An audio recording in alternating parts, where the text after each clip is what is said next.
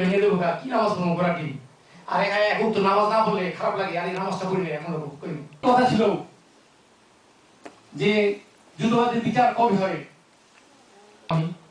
সেই সময় কত পুরানো কথা বললেন উনি, মুক্তিযুদ্ধ শুরু করে সমস্ত জীবনের কথা। এই ভালো প্রশ্ন হচ্ছে, যদি আপনি 2 রাকাত নফল নামাজ পড়ে তার জন্য দোয়া করেন, সাহাবীদের আমলে সাহাবীরা বলছে দেখছি একটা হলো শিক্ষা, আর দ্বিতীয় হলো খুব নম্রতা আজকে যদি আপনার তৌফিকের চর্চা করছেন, প্লিজ অনার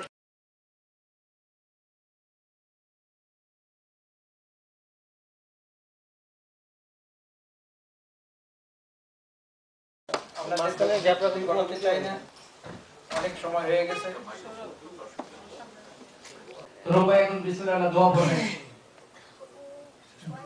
তারপরে আমার জন্য, সেটা আমার জন্য সবচেয়ে উত্তম হবে যে কবরে গিয়ে আমি শান্তি থাকতে পারবো।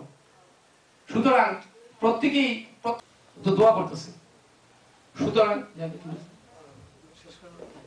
তো দোয়া করব, সুখ শান্তির জন্য দোয়া করব। তো আশা করি علمت من صلى عليه وسلم وشرنا رسولنا خالد من بيا علمت من هبتي تزوريا وما كذب من جرنا سكما يوننا سكما وشكوا إنا كتيا وزاد سوري يا حبيبي يا محمد يا رسول رفيقين يا ميادي يا